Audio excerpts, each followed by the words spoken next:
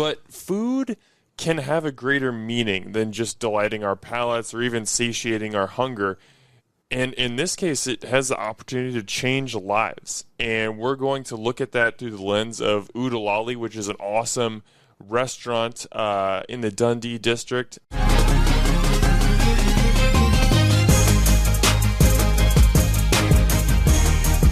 Hey there, Omaha. Welcome into another episode of Restaurant Hoppen. I'm your host, Dan Hoppen, and this is going to be a little bit of a different episode today. Now, we are definitely going to talk about food. This is the Restaurant Hoppen podcast, after all. That's what we do here. But food can have a greater meaning than just delighting our palates or even satiating our hunger. And in this case, it has the opportunity to change lives. And we're going to look at that through the lens of Lally, which is an awesome restaurant in the Dundee district. And I've got the head chef, Doug Case, and LaRue Marcos here. We're going to talk about just the ways that this restaurant is not only serving great food, but it's changing people's lives. Doug and LaRue, welcome to the show. Hey, thanks for having us. Glad to be here, man. Okay, before we even get into the people side of things, I want to just let you guys introduce the restaurant first, just in case somebody's listening to this for the first time and they haven't been to Lally, or they're hearing about it for the first time. How do you describe Lally to people? What makes this place special? Do you want to take that one, Rue? Yeah, I could take it. So Lally is it's phenomenal food. All the food there is not only is it beautiful to look at, it's good to the taste, well prepared, top chef in the city, you know what I'm saying, my opinion, if you ask me. But also it's a place for where, you know, where they give people second chances that's been incarcerated. And so that's a unique take on a restaurant I've never seen before. And I like that because what it does is it teaches, you know, people who didn't, like myself, who didn't have skills in the kitchen at all. I mean, not like chef skills. I knew how to cook. You know, I can cook some green beans, some cornbread, some chicken, and some, you know what I'm saying? But like just on a different level, you know, like fine dining, you know, comfort foods and stuff like that, and just being able to have the skills to be able to prep, cook, learn about ingredients and things of that nature, and they actually teach that to to us people that, you know, has been formerly incarcerated, and give us a second chance, and also help give us a job and be able to take care of our families. Mm-hmm. So, Doug, I know Lally, everything LaRue's talking about, you guys partner with Metro Community College, their 180 Reentry assistance program. I was like, or 180 wrap. 180 wrap. Yes. Mm-hmm. Well, what is it about that program that makes such a good partner for you guys to work with? So we work in specifically with Diane Good Collins from she heads up the 180 wrap program at Metro, and really what they do for us and what we our relationships reciprocal. They are, you begin the 180 wrap program while you're still incarcerated. Okay, there are classes to take. There are lots of setting the table for reentry into society, as far as a place to live, if you have food, if you have family close by, transportation, etc. So wrap sets the table, and then they do placement in a variety of different workplaces. We, as I believe, are the first restaurant to directly participate with 180 wrap. So Diane will pick participants that she believes are well suited to our organization and have an interest in culinary or hospitality in general, and so it's a great relationship. It also gives us we have a little insight into each other. You know, certainly the background of the employee that comes in, we have kind of a starting point where we can you know, pick up on personalities, I learned so much from, starting this. I've been in hospitality for a long time, but learning the ins and outs and some of the hurdles and challenges that our participants and employees have to face to just get a fair shake, to just get back on their feet and get a job is, as I continue to learn, I continue to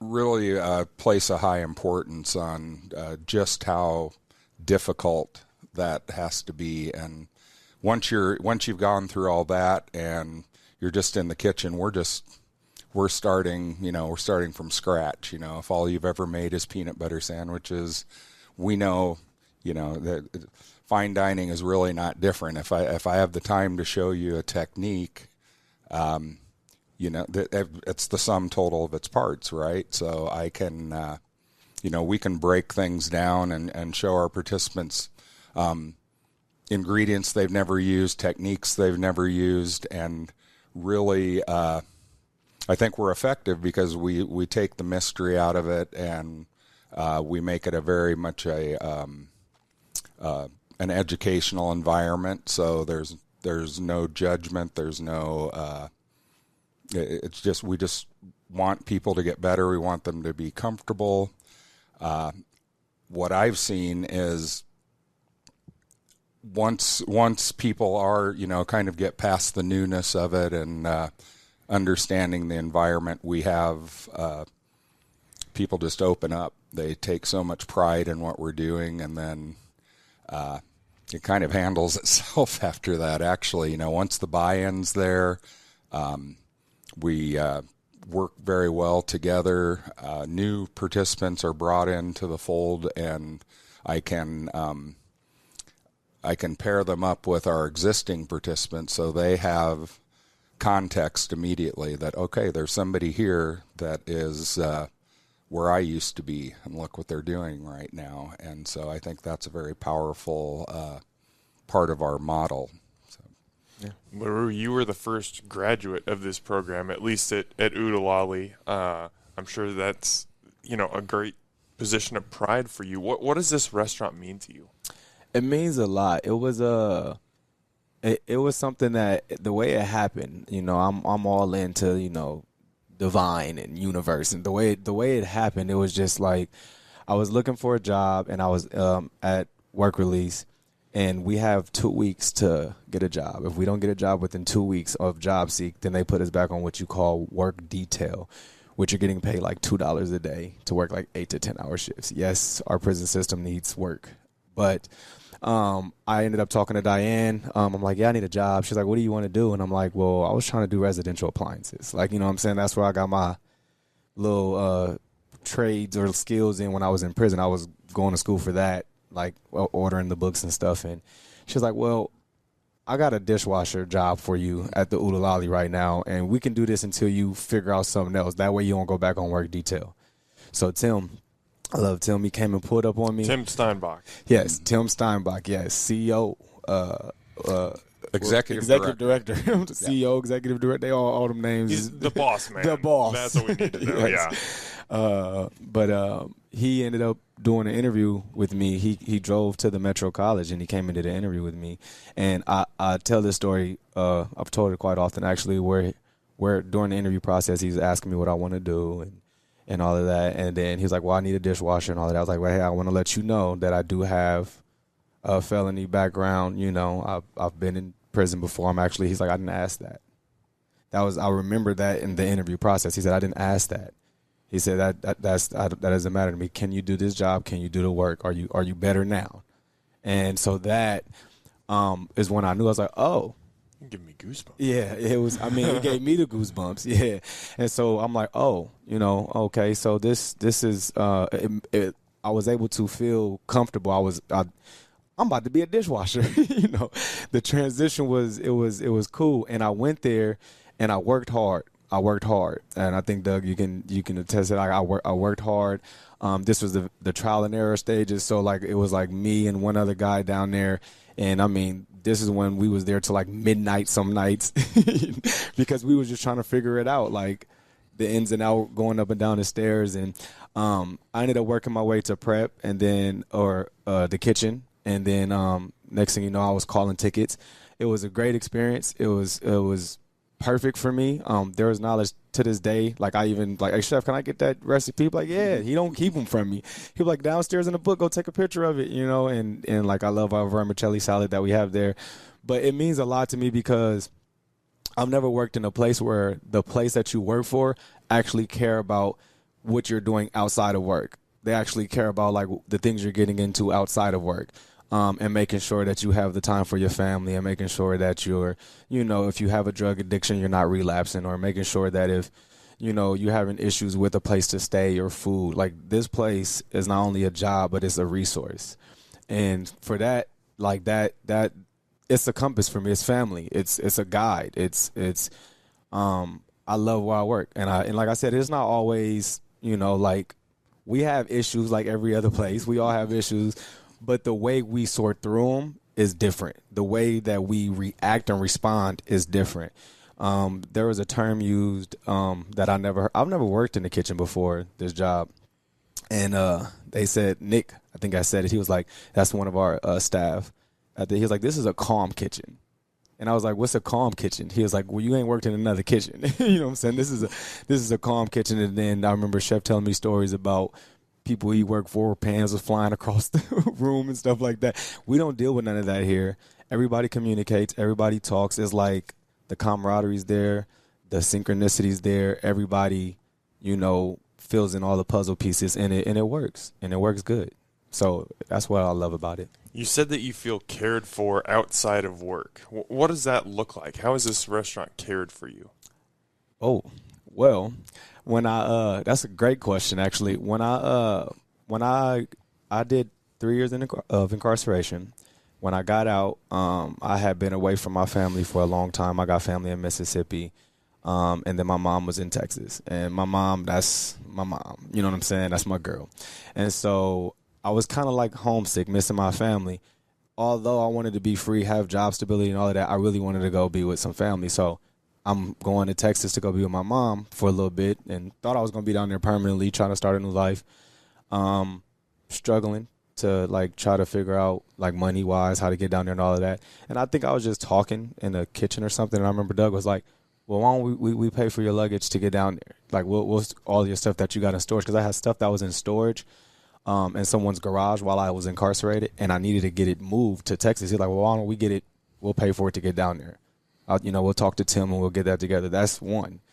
Two, when I get down there, needing rental help and all of that, Tim ended up reaching out to some resourceful people, and they was able to help me pay my rent and be able to move into my own place while I was down there, help me sustain, because Texas is rough. I ain't got nothing against Texas, but Texas is rough, especially on formerly incarcerated. They're really rough. There's like no really chances for people like that. It's kind of sad, but they was reaching out. Doug would text me from time to time, hey, how you doing, man? I remember the last time y'all did the festival or the redemption dinner. The redemption dinner. I remember you called and was like, hey, we're going to do a meal for you.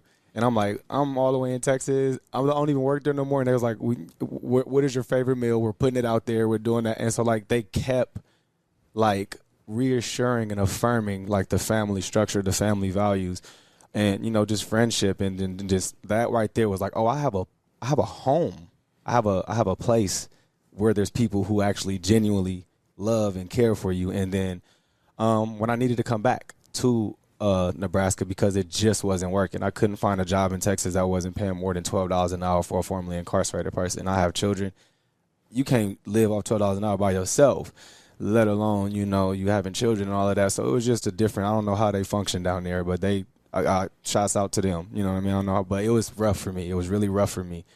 And I called Tim, and I remember like I had broke down. I was in a pickup truck, and I had sitting in the truck, and I called Tim like, hey man, I'm struggling. I need to come back.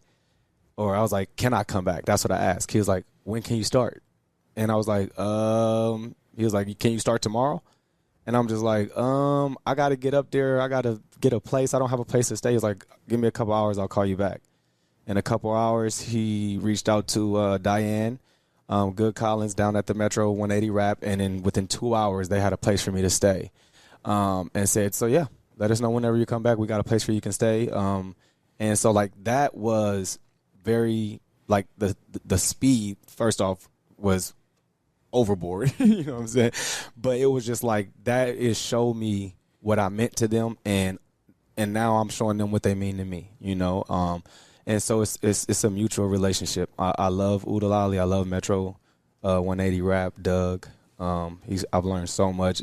I mean, Doug is phenomenal at the job. I mean, the amount of respect that he has up there is, and all the people, you really is famous, Doug, because everybody that come into the restaurant, they're like, yeah, the chef and all that, they always calling for him. And I'm like, who is this guy? I've been working with this dude for a long time. I should have been got his autograph. But, yeah, and Tim and, like, everybody is just, it's a family. Joe, all of us, we get along, we work. Again, we have our issues and problems, but we work them out like family members work them out. You know what I mean? So, Doug, you first met this guy, I don't know exactly when, but about 2 years ago. And like he said, he's one of the first participants in the program. He comes in as a dishwasher, never worked in a restaurant. And now you've got this guy who's worked multiple stations. He's rediscovered himself and just loves this place. Like when you look at LaRue, like what emotions do you have just thinking back on this whole relationship? So, LaRue was literally our first participant. He was, vetted through the 180 Rap program, and I've been in hospitality for quite a while. I've had a variety of positions, managed a wide spectrum of individuals. I was new at this, right? So I didn't know what to expect. So meeting LaRue, who was so hungry, willing to do anything, had a great attitude. It was not what I was expecting. I was expecting, a lot of less cooperative scenarios, or maybe not buying into what we're doing. I just didn't have an understanding of the type of participant that we were going to be dealing with. I just know that I love to help people. I love to, I needed help during many parts of my life, the bouncing up and down, and so I don't look at LaRue or any of our participants as incarcerates or formerly incarcerated. They're part of the team. We work together. I don't. I never ask anything about charges. I don't ask anything about, hey, what was it like back there? There are stories, but that's not what my focus is. My focus is this person has come into our restaurant, and my role is to teach some skills so you can move forward, so make a little money, and get yourself back on your feet and become a productive member of society. And that's really the key. The key descriptor is productive, because, man, there are so many businesses missing out because they cast that, just the generality of being a felon on everyone and don't even give them a chance. And we have so many big-hearted, hard-working people who just have never had a chance, have never, I think LaRue can tell you, it's like stable family structure, school system, role models.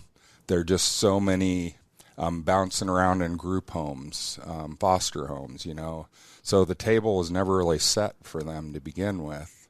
And so I'm just, what I really am the most proud of LaRue and our participants is that they're doing it, and they're doing it every day. It wasn't just a flash in the pan and they're moving on.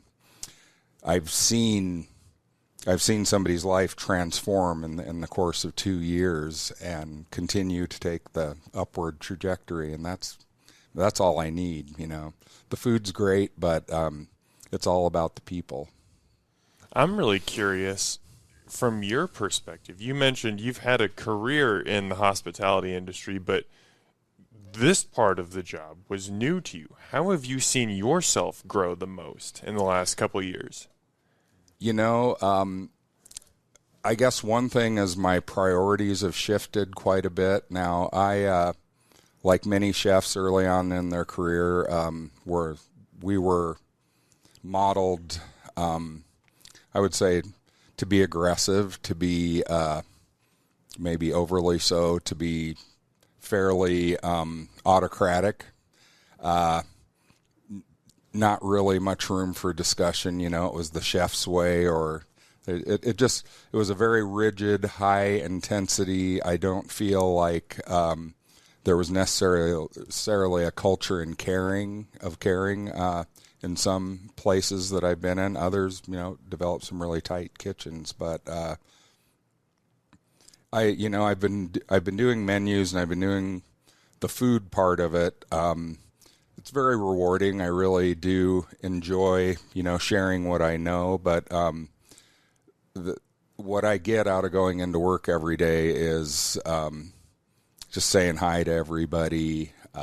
We listen to each other's ups and downs. We talk about how our day was. We do those things, and we are able to work and run a pretty successful restaurant in the meantime. And so it really is, when Rue says a culture of caring, that's what it is. It is.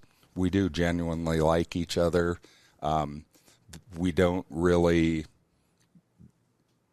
We have a very organized culture, and not everybody fits into that. And so that's part of my job also, is to really preserve the continuity and the culture of our kitchen, so that it's a safe space to come and learn, get back on your feet, not be belittled and made to feel like you're less than. So, LaRue, you've mentioned it. You've faced a lot of discrimination because of your past, and obviously you're a very, very different person now. People grow, they evolve, they change all the time, but you feel like you kind of have that label on you. What was it like to start working at Lally? Like, I know you had the great interview with Tim where he kind of stripped that down and said, no, I don't care about that. Mm-hmm. But to actually get into the kitchen and realize I'm just going to be treated like another person. What was that like for you? It was, for me, okay, so truth is, like, I've always had a understanding with myself. Like, I do care about what people think. Don't get me wrong. But, like, when it comes to, like, judging somebody, like, on their past, I've never actually entertained that ideal. And so it was normalized, which it shouldn't be, but it was normal for me to, like, be ridiculed, you know what I mean, with reactions because of my prison sentence and stuff like that. And I just accepted it. It didn't actually bother me. What it actually did for me working at Lally was it provided security. I knew that I was safe here. I wasn't about to have to bounce around and go to this job or go to that job or get screwed out of money because, I can pay you less because, you went to prison and so it was security for me. And that's why it was tough when I went to Texas, because I knew I was, like, giving up on that security. I don't regret it because I got to be with my mama, you know what I mean? But it was an experience that needed to be had, and I had it. Now I'm home, And so I would say that it provided security for me. It let me know that that there are people out here closer than you know that actually truly don't care about what you did, and they're more concerned about what you're doing and who you are today. And that's a beautiful thing, because, like, forgiveness is everything. And especially when a person has already forgiven themselves. Why hold something against someone else? You know what I'm saying? Like why are you labeling or judging this person or reacting to this person when you didn't even have a direct effect in the situation, and he's or she had already forgiven themselves, at that point it's just like perpetuating hate, and just like it just is. It's a sickness. Our country has it. It's a sickness. You know, the world has it. Really, it's a sickness. But just being in a space in my city where I grew up in, Omaha, Nebraska, and being able to get a job and be able to support my family and know that that is secure. You know what I'm saying? Know that that's good. As long as I, you know, again, we got to make sure that, you know, like he said, we got to make sure we continue the, would you say continuity? I say a lot of things. But like the way we run things, and like we got to make sure the family is protected and all of that. So, I mean, as long as I continue to do what I'm doing, and, you know, the guys and the gals there continue to do what they're doing, where everybody's safe. And I've experienced it firsthand. There's plenty of moments and times in just working at Lally where I experienced that I was protected and I was cool. And so I try to do my part and make sure, like, you know, anything that's needed of me, anything that's asked of me, hey, you know, if I'm available, I'll do it, you know. And if I need to improve, I'm not a saint in any means. Like, I get talked to like the rest of the staff. Hey, you need to make sure you know, giving better service over here. You know, I'm normal just like everybody else. But I make sure that I respond in a way where they know I got you. I'm gonna fix that. I'm gonna do that, and that right there is why I'm able to sustain my position. Lali's able to sustain a position, and this whole family works because we respect each other's, you know, respect each other's being. So yeah. This question can be for either one of you, and you can both comment on it if you want. But I mean, you mentioned it, LaRue. You came in totally green. Like, you know, you could get in the kitchen, you could put some food together, but cooking for yourself or your family at home is completely different from a restaurant atmosphere. What were those first couple months and the training like as you start as a dishwasher and you start leveling up? What was that process like? I really, you know, from my side of it, many of the experiences, and particularly with LaRue, were pretty seamless because, you know, as LaRue stated, you know, he had a willingness to do what we asked of him, and that will take you a lot further in our business than any amount of culinary training, you know, experience. You still, you know, how do you operate as a person? How do you work as a team? You know, how's your communication? Those are the things that make a special restaurant. Now, obviously, there needs to be some skill and talent and experience in that formula, but I truly believe anyone can be taught anything, you know, if you have the time and the patience, and the people that you're working with have the buy-in and try. It's not always perfect at first, as Rue alluded to. Those were some days to get it up off the ground, you know. But as we, you know, I remember going into our first patio season where the restaurant effectively doubles in size. Mm-hmm. And man, it was like we had to just push with all of our might to get through these services. And each one was like, man, wow, that was something. I can't believe we did that. Let's go do it again tomorrow. And you work with the same people. The systems continue to become more in place, so that there's a template to follow, and it got itself up off the ground. You know, it really, it a lot of it's a blur to me, but lo and behold, we were functioning like a well-oiled machine night after night. You know, we in the kitchen, we measure our success by, you know, can we get the food out in a timely manner, and how much of it gets sent back because somebody didn't care for it. And we had very little of that. And I kind of thought, wow, this is almost unrealistic because, you know, you have to see all sides of it, right? You have to, not everybody's 100% perfect. There will be some missteps. And those are always opportunities to learn and to grow. But man, we just did it right. I really am proud. I really am proud of the team that just made it happen much faster and on a higher level than I ever thought was possible. I do recall like me working the salad station, and I remember like I was so eager to, because I wanted to call tickets. I don't think you ever knew this, but like in my head, I'm like, I want to call tickets.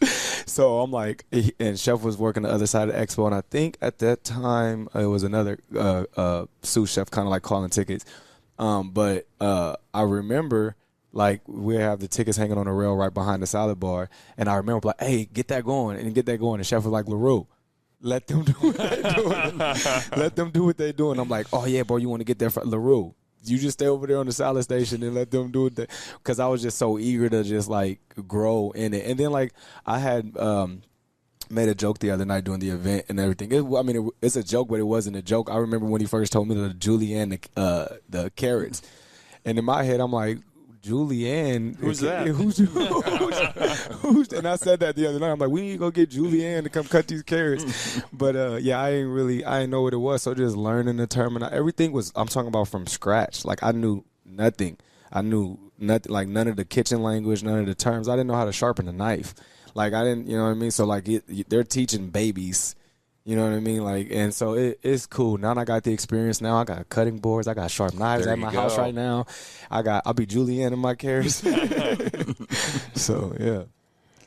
Doug, I mean, you know, your career, I guess you can correct me if I'm wrong, but I would assume for the most part, a lot of the people, the cooks, the preppers that you've worked with, they either have experience in culinary school or they've worked at another restaurant. Like you're not taking a ton of people that are brand new into this industry. Most of them know, you know, how to sharpen a knife. They know the kitchen terminology. For you to go kind of back to step one and be like, okay, we got to, with some of these guys, not because of their past or anything, but because they just don't know. We got to start with the basics. How did you kind of create like a training program in your mind of, okay, here's how we have to level these people up? Basically, like, I'm taking people that normally they would have years of experience. I have to accelerate that process, like, and get them on the same page immediately.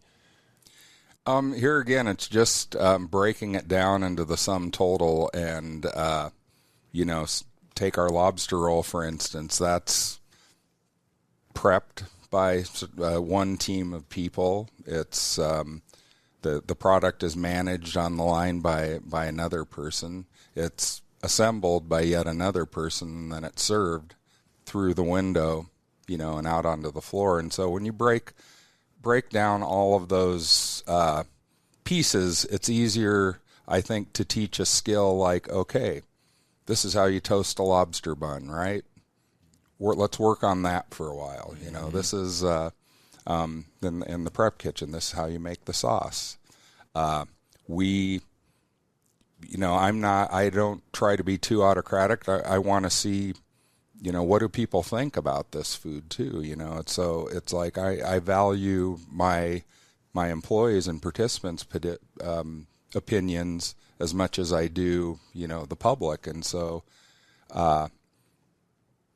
it's kind of it's a mixed edge. I feel like some of my best employees over the span of my career didn't necessarily have that much knowledge or started as a dishwasher, and it was their eagerness and their desire to learn that got them where they wanted to go.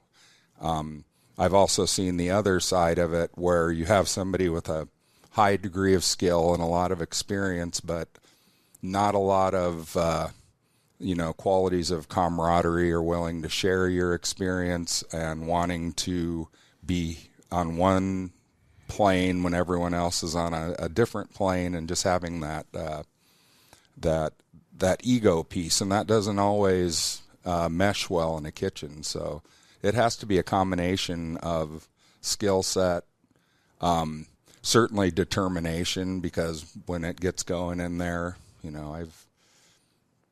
I've seen it many times. Somebody sees too many tickets, and the next thing they're gone, and you don't have a salad guy or you don't have a saute person. And so that determination, which I'm just incredibly proud of at our place, is crucial, and just get better. Mistakes are mistakes. making the same mistake over and over again becomes an opportunity to learn. But everybody in that kitchen knows mistakes are going to happen. They see me make mistakes. They see it's part of being human, you know. Mm-hmm. We learn from our mistakes and try to do better. Mm-hmm. So. Something you said a couple minutes ago just gave me a flashback back to Sarah and I's first meal at Lally. And I remember we got invited to friends and family night, and so I went in. I was excited for this restaurant, but going into any restaurant, friends and family night, hey, they're figuring all this out for the first time. They've made these dishes, but they haven't made these dishes during service yet. Like, not sure. There's always, some tweaks that need to be made. Like, sure. That's natural. And then I didn't totally know what to expect. Not that I was discriminating, but I was just like, a lot of these people haven't worked in kitchens before necessarily. I don't know how this is going to go. We're going to go in with a lot of grace. It was phenomenal. It seemed seamless. I can remember everything we ate. We had the sweet corn and crab croquettes. Sarah had the mac and cheese. I had the lobster roll, which is just stupid good. I still absolutely love that thing. I can eat it every single time. But I was just like, I was blown away by how smooth everything was. And I was looking around the room, and I'm sure stuff was going on behind the scenes, but I wasn't seeing those hiccups anywhere. People were getting their food on time. People were smiling. Everything just seemed great. Was it really like that at first? Like, I know you guys have ironed everything out now, but at the beginning, did it feel like everything was pretty smooth, or did it take some time to figure out how this was going to work? Actually, when you talk about, obviously, the service and the quality of the food, I definitely thought we were ahead of the game on that. I really place a high degree of, something I instill into my staff is we're all one, and that dynamic of front of the house, back of the house has brought down more than one good restaurant. You're only as good as your managers and the culture and if you have that infighting, that'll affect your food, that'll affect the service that you have. And we just had a group of like-minded people that really, really wanted this and were excited about it. Here again, it was a culture of positivity and let's get this thing off the ground.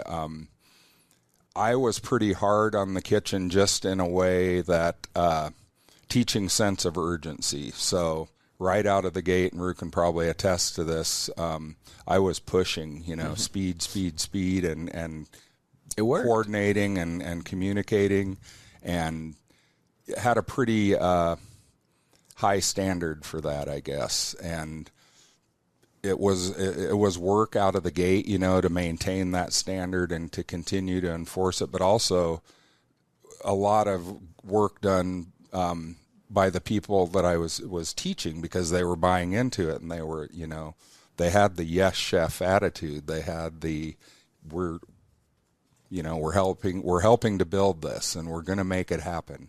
Now I think, gosh, a lot of services, it's almost like a sport where they try to just outdo what they've done in the past, in terms of volume of guests we have, or hitting certain benchmark sales wise. And so everybody's into that part of it. Everybody's into wanting to get better and being proud of what we've done. But those early days, I think it was really important to instill urgency, focus, and speed in the kitchen. It worked. Yeah, we're fast. What do you remember about that, LaRue? Just Doug's talking about, he's hammering home the urgency, hammering home, we gotta get this done. So the easy answer is exactly what he said. He was instilling, like, come on, we got to be quick. This ticket's been hanging for going on 10 minutes now. 12. I mean, that's not long, but it's long in the beginning because he wanted us to get used to doing Because, like, what did you say? Like, the average time is if you can get it out within 20 minutes? We started out of the gate with a 20-minute ticket time, which is probably a little aggressive for a new restaurant. As you said, sometimes getting up on your feet takes a little while. So that target, here again, there was almost a spirit of competition with it. Yeah. Like, we're going to hit that target. We're going to hit it. Yeah, and we was flying it out of there. I remember we had to slow down. I remember there was times he was like, okay, this came out too quick. They just got their appetizers. And so and that's another thing about the fine dining experience. You learn that, it's coursed out. You got the, appetizer, you got the entree, then you got the dessert or whatever. And a lot of restaurants, they'll just bring it all out at once. I've never known how the back of the house worked until I worked in the back of the house. I've never worked in a restaurant, period. So it was all a new experience. And then transitioning to the front of the house where now I'm a server, and seeing the kitchen continue to perform that good, like, because a lot of times you be like, yeah, that was me, that was I was the reason why. I mean, I didn't think like that, but I do know what I contribute, and I did made good contributions in that kitchen, like I do in the front of the house now too, and that's what I strive to do. So that's why I do it. Like, that's my intentions. And I just remember, like, they was like, man, even the front of the house staff, all of the servers, man, y'all killing it. They compliment the kitchen. The servers always be like, I've never worked in a restaurant where, like, the kitchen guys wasn't mean. So that way we ain't using other terms. But the kitchen guys wasn't mean or something, you know what I'm saying? Or, like, they just didn't have attitudes. Like everybody gets along. Hey, guys. Hey, what's up, y'all? Everybody gets along. Can you give me some water? Can you? And, like, for me, I'm like, what is y'all talking about? Like, it's really, like, that bad in other places and all that? It's like, yes, it is. A lot of other places, there's not a functioning between the two, front of the house, back of the house. They're usually warring with each other. I'm not doing that, and I'm not, hey, the guest said that they don't like these fries. Instead of one of the kitchen, staff having an attitude, they'll be like, all right, we'll bring them out another one. I'm saying? We'll sorry about that. We'll make a fresh one for them. There's no really, like, disappointment in, like, the server coming up saying something that a guest has said, which I guess that's not always the experience. So, again, like, just being a part of the back of the house first, seeing how, like, going through it. Around that time you came up there, when you said you was with the friends and family, I was in the dish pit at that time.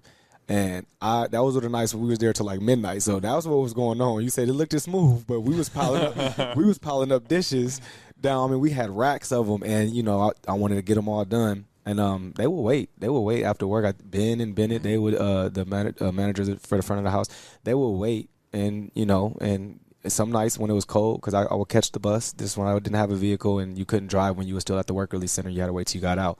So they was like, we'll just give you a ride. Like, so they gave me a ride and all of that. But I remember, like, how that process went, and now being in the front of the house, seeing the speed the same, seeing the love the same, seeing the same type of, really expanding and growing. And, I like the words you said, the upward trajectory and all that. I'm a word person. I like these words you use. So, yes, everything's on an upward trajectory. So, like, it's beautiful. Oh, you mentioned, LaRue, your training while you were in prison was not in the culinary field. This was not your plan. This was kind of just like a temporary, I can get this dishwashing job. This will hold me over until I find something that really interests me. Yes. At what point did that mindset start to shift and you were like, maybe this is my future? It shifted due to all of my previous experiences. I've worked any job you could pretty much name it. I worked anything in construction, maintenance, and stuff of that nature. I've done assembly line, machine operating. I've done forklift. I've done everything. I've done it all. Moving companies, and this was the only experience in a job that I had where I actually liked coming to work. Like, and I say that truthfully, like, I like going to work. Now, obviously, if I'm working like 6 days straight, no, I need a day off. You know what I'm saying? Me too. Yeah, I need a day off. But, like, if I ain't had working 3 or 4 days, like, man, I'm going to see who got a shift, but they about to post. And obviously, we all need money. We all got to feed their families. But it's actually an enjoyable thing to go to work. And it was never like that in my life, ever. Nowhere I worked did I wake up, like, wanting to go to work. It was just something that we had to do, this is different. It's like, I actually like going to work. I actually like being around, some of us hang out outside of work sometimes, you know what I'm saying? Not all the times, but when we do get together, it's cool. Eat some soup, kumbaya, you know what I mean? And it'd be cool. But I love the caring, the family aspect. And everybody got their own unique personal backgrounds, political views, whatever would call it. Don't nobody bring none of that to the table. Like, we here on a team with our own personal views, but we here on a team, and this is the job. And we see that, and we're able to function like that. So that was the reason why I was like, okay, I like it here. You know what I mean? And then I get paid good money, like decent money, to be able to take care of my family. Those other jobs, I would have to put in like 12 hours, to make what I'm making now in 6, and my back's not broke and my wrist don't hurt, and so it's for me, it's a completely night and day shift. And yeah, it's just so much more benefits. Doug, LaRue has talked about the discrimination that he's faced in just, I was going to say other jobs, but even just other parts of his life. Obviously, you've spent years, working with a lot of formerly incarcerated people now, and I think you have a very different view than most of the public does. What is your opinion of some of those stereotypes that are out there, and what would you say to dispel those? Well, so we had a server the other night that overheard a table. They made a comment along the lines of, wow, it must be nice to, maybe I need to go to prison, then I can get a high-paying job and good insurance. I found that really, really insulting, and so did the server. I don't even, they're people, and that's long before Lally people. I've always worked with a full spectrum of different people from different backgrounds, and so that's never really been anything that it's just not anything that it's ever had to come to mind, because that's just how I am. When I see it though out there, whether it be our guests coming into our restaurant and making inappropriate comments, or some people just take a hardened view. Well, they're criminals. That's it. They're done. End of story.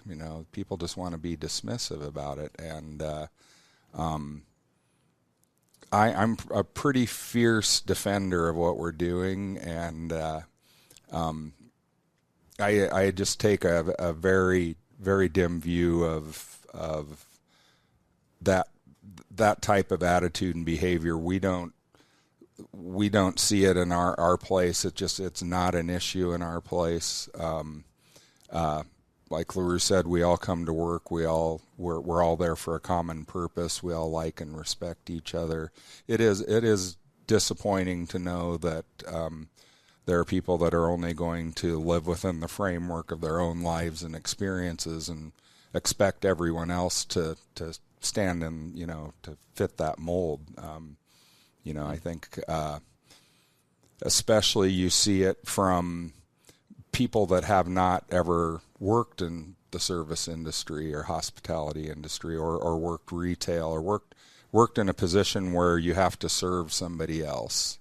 And I tend to see more examples of stereotyping and discrimination towards the retail worker, towards the hospitality employee, towards the person helping you in the grocery store. It disheartens me when I see it out there, and I hear it from our workers, being treated like you're invisible, having a server come to the table and the person doesn't even look up to acknowledge you. That's upsetting to me, and so I think as service workers in general, there is a feeling of society making us feel like less than, like we're doing the work no one else wants to do, and everyone has a right, I guess, to have their own opinions and beliefs, but I think that's what that is a disappointing dynamic that I would love to see change or improve. Obviously all of us would, but it's a big world. There are a lot of different people, a lot of different backgrounds, and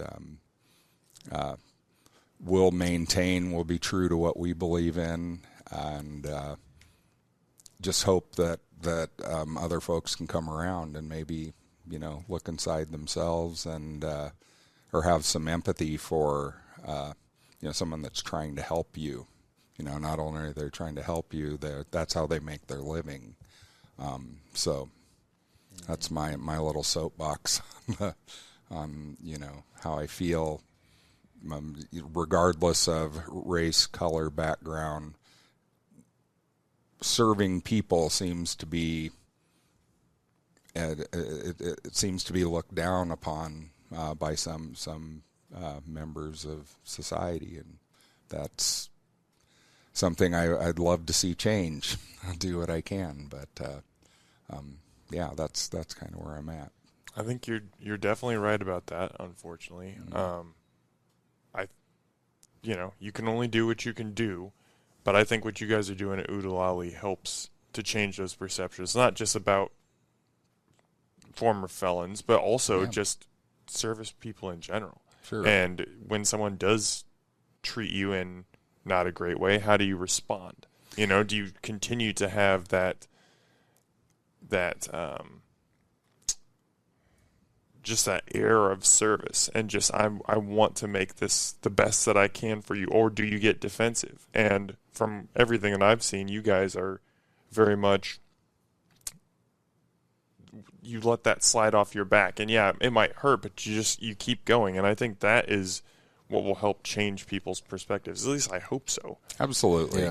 Yeah. And don't get me wrong, we might have our little discussions one-on-one about certain certain incidents or behaviors, but I am incredibly proud of what we do, and I really believe Lally works because the vast majority of everyone associated with it is very proud of what we do. So, people can think what they want.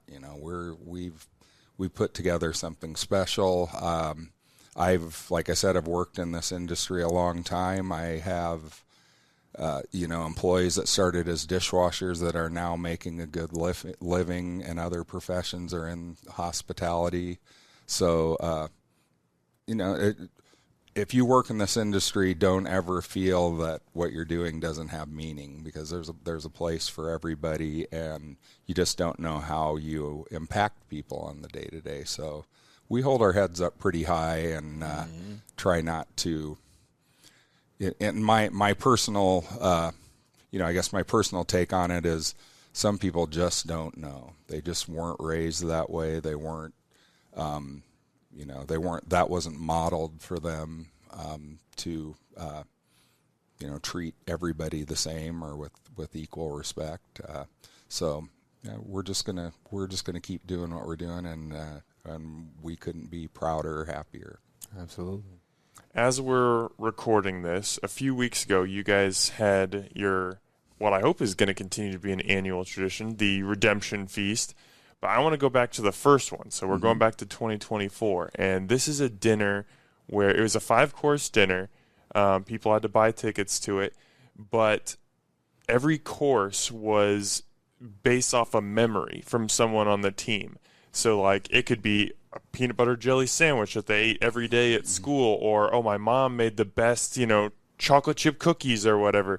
Let's take a food memory, something that was formative to you, and then, we're gonna chef it up. We're gonna make it fine dining, but and then each member of the team, when their dish was served, they got to come out and they got to tell their story. They got to say, hey, here's why this dish is meaningful to me. Here's how we took it to another level with fine dining, but this is why this is important to me.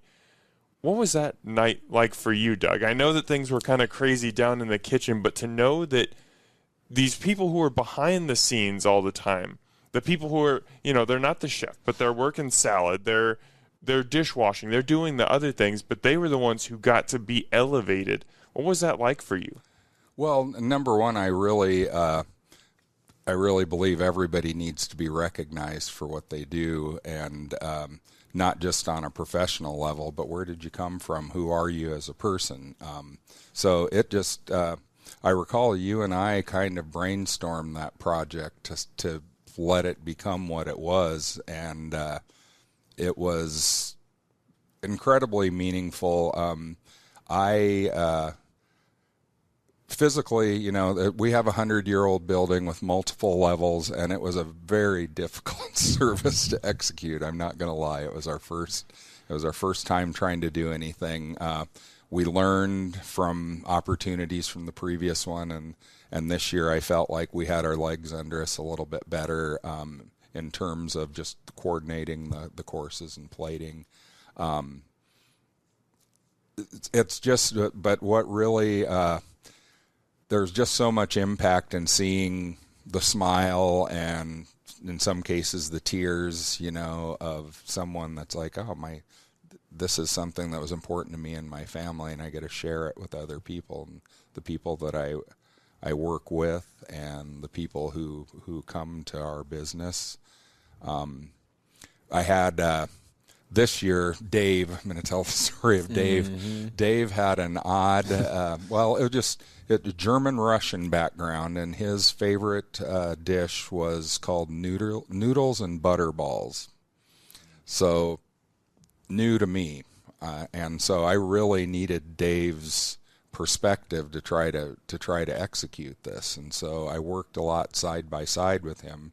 His grandmother used to make this dish for him, but she passed before he was ever to learn how to make it, and he hasn't had it since her death. So we worked on it a little bit, and I had him taste one of the later versions, and he became very emotional and said that this is just like what my grandma made, and it really hit him. And that, wow, it doesn't get more powerful than that, because I'm just trying to create something working through Dave's lens, and regardless of the elegance or the quality of the dish or how it went over on a culinary standpoint, I thought it was a very good dish, but that was more meaningful to me than any amount of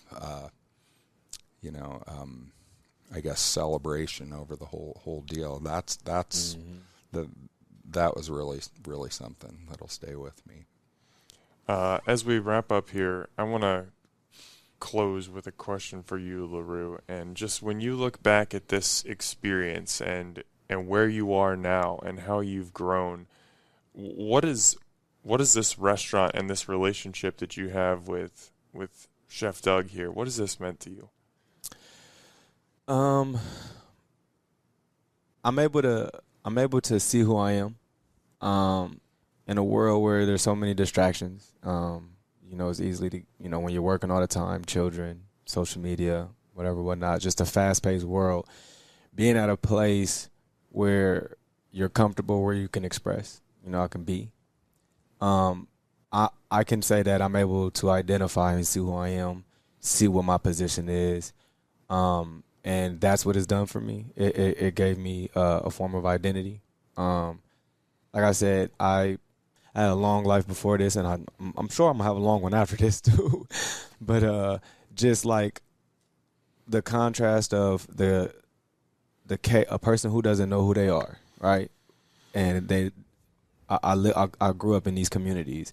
We don't really know who we are. We're just kind of following what everybody else is doing. And then like seeing today, like I can see who I am. I can see what I'm doing. Like I know when I'm, want to do something wrong or want to do something right. Like I can identify when those they were never there. They never existed. And so being put in a position to where I can have a home, people to talk to. And granted, I have a family outside of Lally as well, my, blood family or whatever and all of that. And unfortunately, like most people in my community, we're broken. All of us are broken. So being able to have a place like this, you was talking about earlier, and you asked Chef about, how does it make you feel when people, do this or respond a certain way or react, and he gave the example of one of the guests at the restaurant. I I give them grace. I give them the same thing that I want. I give them the exact same thing that I want because, like Chef said, no different than our conditions. Everybody has conditions. So how I was raised, how I grew up, my environment was everything that I experienced is who I am. And so these people that have their, remarks or their comments or their belief systems or whatever, that's everything that they experienced, everything that they was conditioned. That's their environment. And so when you have an understanding of that, it's really no hard feelings. Like, I don't judge. Like, I'm not going to cast hate or nothing like that. But at the same time, I don't, like, I understand you. You was taught this. And so it's about unlearning things that you've learned in order to exist in a space where we can all, be family and be love. And that's what Chef Doug, that's what Tim, Diane Good Collins, Joe, that's what everybody does. Ben, Bennett, Nicole, all the management team, all of the staff. That's what we do there. That's what we try to make sure that we know it's work, but we know that this is family too. And we try to treat, and we do everybody. I've seen everybody question themselves and be hard on themselves. I've seen Chef be hard on himself. Like, everybody is like, it's not about critiquing you. It's critiquing me. Like, I critique myself, and we still, obviously you got to manage, you got to, but like, I've seen, my bad, y'all. Chef would be the first, my bad, y'all, and, we do that there. Ben said, LaRue, that's my fault. That's my bad, and these are my bosses. You know what I mean? So, like, that's different. That's new. It gave me identity. It gave me comfort. It gave me security. I can see who I am, so.